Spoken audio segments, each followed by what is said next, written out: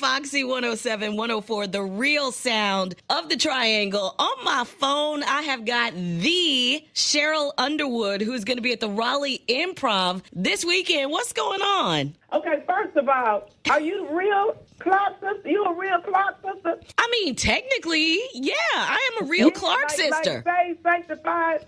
You brought the sunshine, Clark sister. I mean, I do bring the sunshine on the radio every day, and I do have a sister. So technically, I am a Clark sister. Yes, I'm claiming that. Okay, I'm finna say, you can't come to this show. This show for the grown and sexy, got adult language in it. We salute men at the end of the show. Listen, I need you to stay safe and sanctified. But if you want to come with some sunglasses on and a headscarf, we will not tell anybody. I'm going to have on my shades, my trench coat. I'm going to be there. I'm not missing it. I want to see every What did you say we were doing to the men at the end? What? Say that part again? We saluting the men at the end. We let the men get on stage because most comedy shows, especially ones led by women, and men don't get a fair shake. You know, they don't get a fair shake. So in my show, men get a fair shake. We let them get up. If the crowd cheers for them, they may win some money. And so if your man is the finest man in the triangle, put him up on stage, you may win some money. And we've had a lot of guys come out. The tour started 2 weeks ago, and we've had such a great response. Now, I want everybody to know, I love the fact that y'all watch me and support me on the talk on CBS in the afternoon. This ain't that Sheryl. This is Def Comedy Jam, BD, Comic View Sheryl, and we talk about a lot of stuff. And then we got some great acts. Kyle Irby coming out from Los Angeles, California. Mike Washington coming out from the DMV, D.C., Maryland, and Virginia area. We have a lot of fun when the show hits. It's a lot of great laughter. If you like adult comedy, you're going to love this show. But also, people get to see what my body looks like now, because I've told people I'm not shamefaced about what I'm doing to get my diabetes and my high blood pressure and my weight together. So if you anything you want to know, what you want to know? Now, you said that we getting Comic View Sheryl. We not getting the talk Sheryl. Has there been a situation where someone who loves the talk and they're like, oh, I love that Sheryl Underwood. Oh, she's going to be in town. Let me go check out her show. And then they come to the show and they find out it's a whole different side. How does that work? I warn them in the beginning. I warn the audience in the beginning what's about to happen. I warn them about the language that's about to be used. I use all nightclub language, all words, those words that we use. We just don't use them mixed company. I explain a lot of different stuff. It's a lot of fun, but it's a learning experience as well. And for people that say, well, I thought you was going to do this. No, I'm in between all of the show. It's call and response. We have a good time. We drinking, we partying, we eating. And for the people that come and go, oh, my goodness, I have explanations for that as well.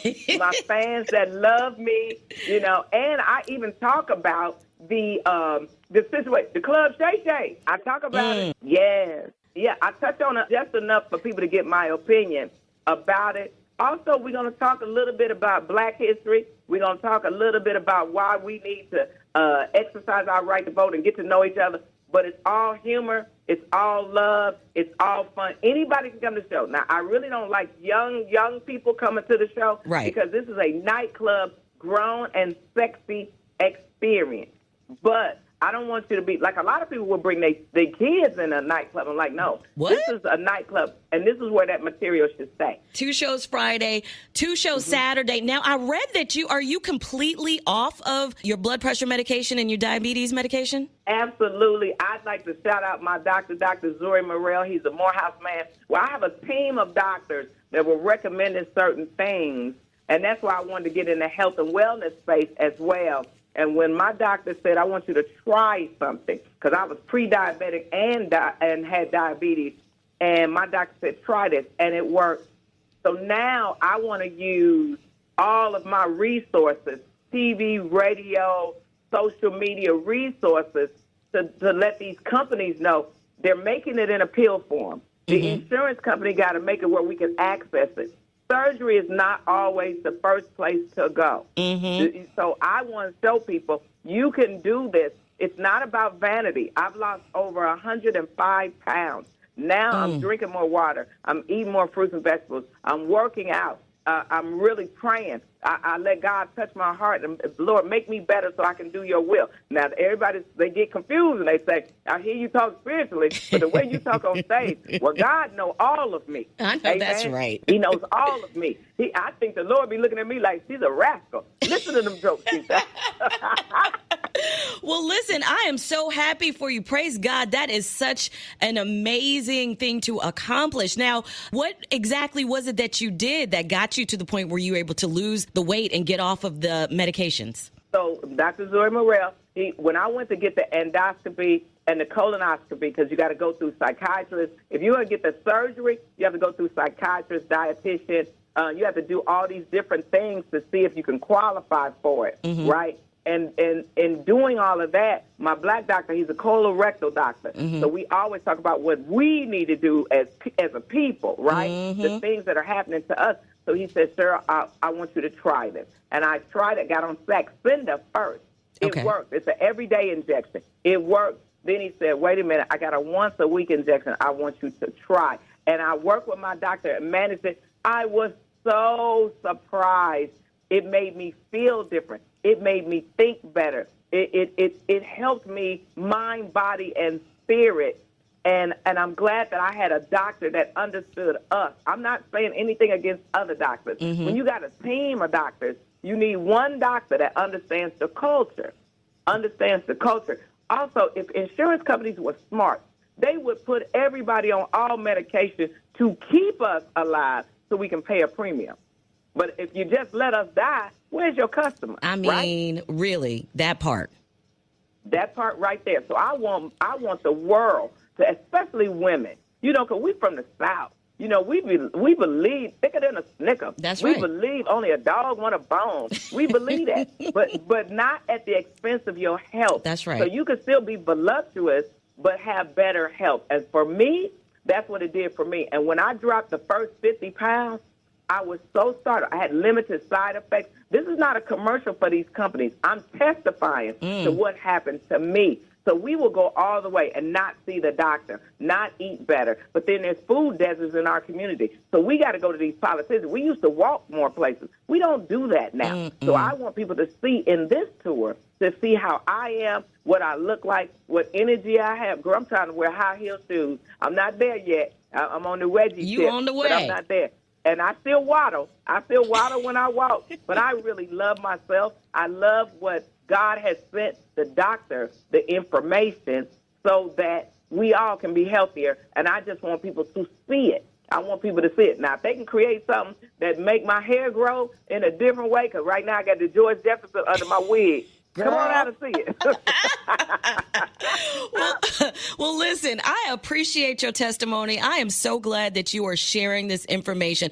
I mean, because it's one thing to see, the little teeny tiny skinny blondes in Hollywood doing it, but to see somebody that we know and have known for years that looks like us, that was raised like us, was doing the same things that we were doing, I think that makes a huge difference. So your voice matters, and I'm so glad that you're sharing this information. And somebody is going to be listening to us right now and going, let me ask my doctor. I heard Sheryl Underwood on Foxy. Let me ask my doctor about it. So I'm so glad you're talking about it. And I thank you for giving me the platform to do it. Also, I need to know where the soul food restaurant is, where the wig store is, and where the gym is. Those are 3 places you won't see me when I land in Raleigh. I need to know, and I need to know what's going on in Durham, because I'm gonna ask for something from the stage and see if they do it. But Karen, you need to tell me where the wig store is, soul food restaurant,